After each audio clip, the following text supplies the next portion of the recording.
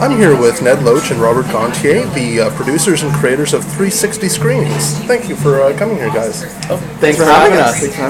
Tell me a little bit about the concept of 360 Screenings. What can an audience member expect from one of your events?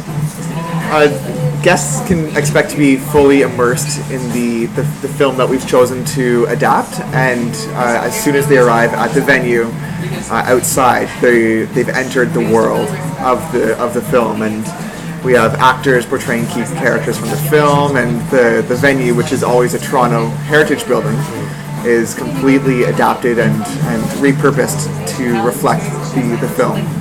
So for the first half of the evening, they're interacting and mingling with the guests, with the actors playing characters, and then the second half they go in and watch the film and make connections with everything they've just experienced and watch the scenes that they've just played through. And I gather that there's a kind of an element, a sort of a game element to it, in that you don't tell the audience members where they're going or what they're seeing until they actually arrive. In fact, you don't even tell them what they're seeing even when they arrive. It's left for them to figure it out if they can. That's exactly right. They buy tickets not knowing the movie or the venue, and then 24 hours in advance they get an email that tells them the venue that they're going and what they're supposed to wear or bring, so that they can sort of be like an extra on the set. And then the first part of the evening, they still don't know the film, but they're exploring through all of the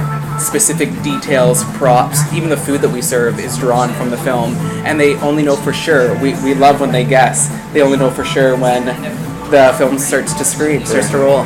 The first two screenings have been Ghost and Fight Club. And how adept have the audience members been at figuring it out based on the clues you've laid out for them? And are you also tweaking it according to the experiences they've had so far? Have you found that it's been too easy for them or too hard?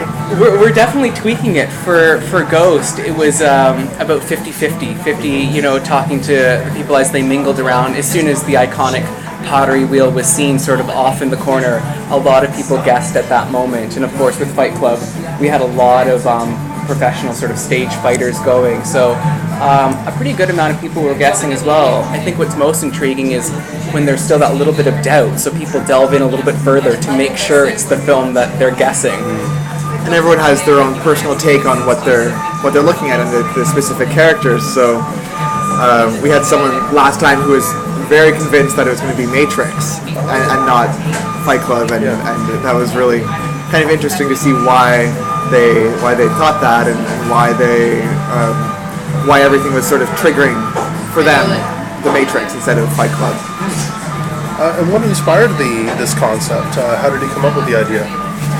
We're really passionate about the arts. I come from a major theatrical background. I have a Bachelor of Fine Arts degree from Ryerson in theatre. I'm also a full-time professor of theatre. So I'm really passionate about sort of combining mediums. Ned's a huge lover of film, so we sort of combine those passions. And we lived over in Europe for a year, and a lot of this sort of hybrid event between theatre, film, really trying to draw the audience out of their seats to make them sort of captivated in a different way.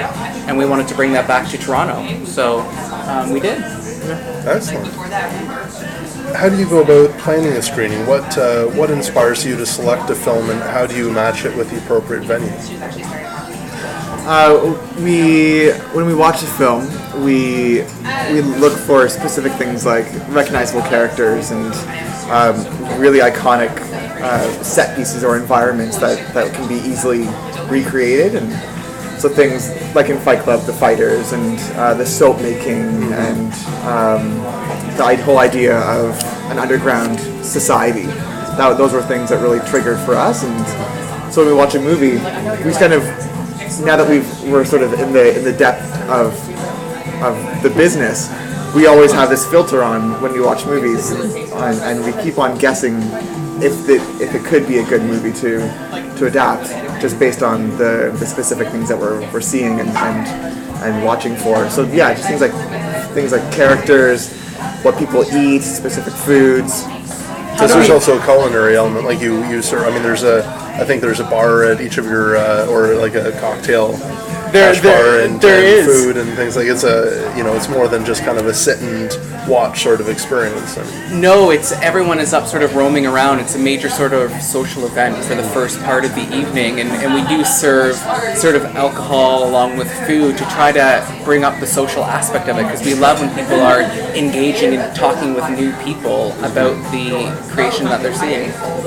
Specifically at Fight Club, we served lobster bisque, and in Fight Club there's a scene when Brad Pitt's character he's peeing into the caterer's pot of lobster bisque. So when we were doing that, it was great because everyone was loving it. It was fantastic food, and then as soon as that scene came on screen, everyone was like, "Oh no!" Like, and there's like this like collective gasp of of embarrassment and I guess they were all just hoping that your actors weren't too method. That's exactly. So that's what we're really trying to go for, is this collective experience that everyone, even though you may not know everyone around you, you're all experiencing something as a collective group.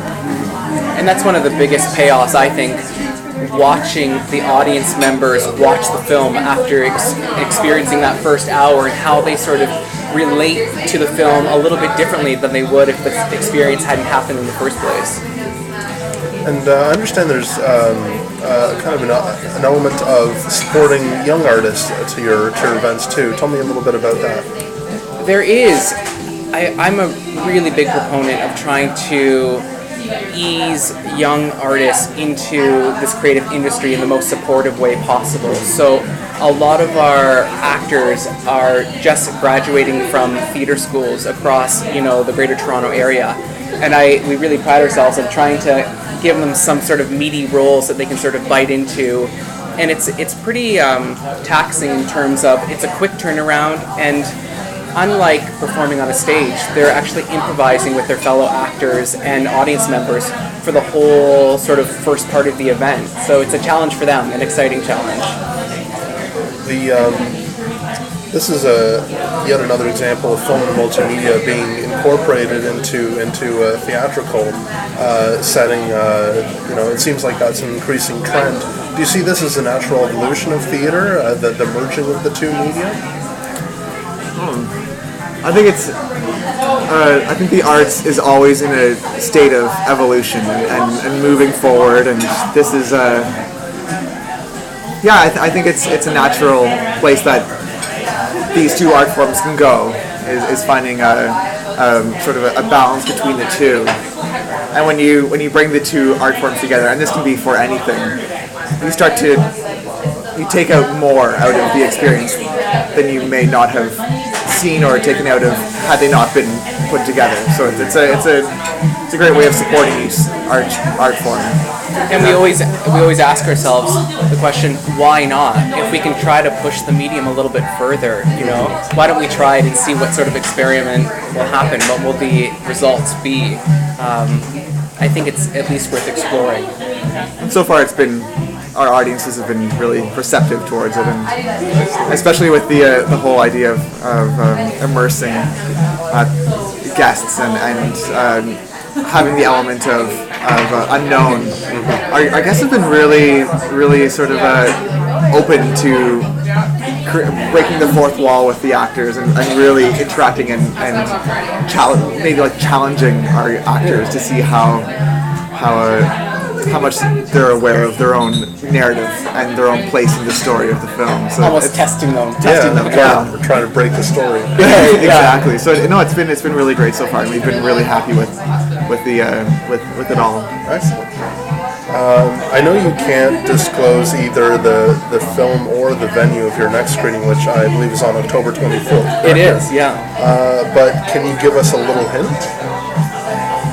What kind of an evening can people expect next? Well, you can definitely know that it's Halloween themed, so we're going to a little bit of a darker place than we've gone before, so we're excited about that. And I can also say that the venues that we've chosen for this event have a different sort of, floor plan than our regular ones. Okay. Yeah, so there'll be more sort of scavenging around, I would say. Sounds intriguing. Both Fight Club and Ghost have been in sort of a open concept space, so it's all sort of in one vast room. And this one, it's a bit more of a Compartmentalized. there are a little more rooms. Oh, interesting. Sounds like fun.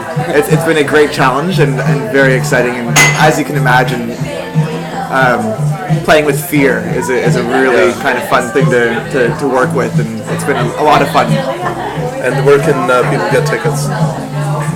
Tickets are available at our website, www.360screenings.com, and they're available there. And they're $40 for a student or culture seeker, and $60 for regular admission. Excellent. Well, thanks so much for your time, guys. Thank you for so having much. us.